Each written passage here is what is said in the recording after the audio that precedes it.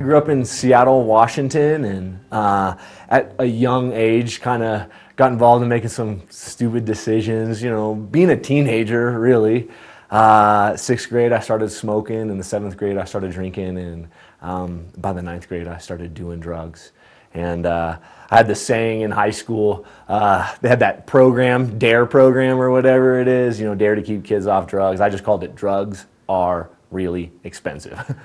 And so I started selling drugs to pay for my own habits, and I did that throughout high school, and ended up leaving my house at age 18 and living out on my own, and got a job for the major beer corporation actually in the area. So I was driving a semi-truck for a beer company and selling drugs on the side, and man, all the things that kind of came with that, just a crazy lifestyle. And through that, made some other decisions that have stuck with me kind of from then on out. And one particularly was I had gotten my girlfriend pregnant at that time, and through that process, I was stuck with one of the toughest decisions I've ever had to make in my life. And it's what do you do? And you make decisions every day. Some decisions you'll never forget. And made a decision to have an abortion. And that was about 13, 14 years ago now. After that, my life got real crazy. Trying to cope with the emotions and the reality of the impact of the decision that I made. And the drugs got more intense, and so did the partying, and ended up one day on a movie theater bathroom floor. Drank so much that I basically passed out. Movie theater custodian found me. They rushed me to the hospital. I was basically in a coma for a day and a half. Came out.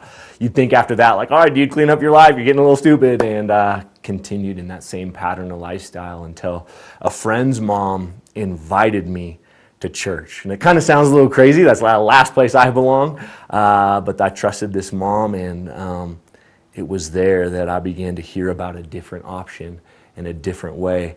And the crazy thing is that mom actually, she's a mom of these kids, and one of her kids actually I was selling drugs to. And he actually was selling drugs for me and got kicked out of school for having a gun.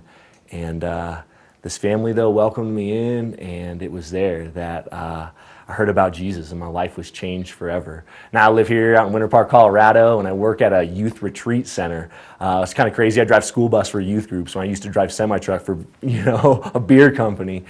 So a lot's changed, and I also have the opportunity now to travel around the U.S. and share my story with teenagers really across our nation, and to share that there's another option, and there's a way out sometimes for kids who are stuck in those same things and think that's the only option.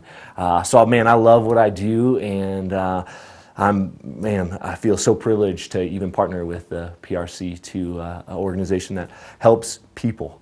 And wherever they're at in their journey, whether they're facing a decision like I was, in being pregnant or getting someone pregnant, and what will you do? Will you choose to parent that child, give them up for adoption or abortion? And all three of those are very real, viable options. And what I love about PRC is they help people no matter where they're at in that process of making that decision. Whether it's someone who decides, I'm going to parent, they make the resources, they do the counseling, they help in all areas. Whether someone says, I'm going to give the child up for adoption, they make connections, and they help that person not only to give a child up for adoption, but also after that happens, the emotional counseling that needs to happen along with that. Or even if someone chooses, like myself, to give a child or to have an abortion,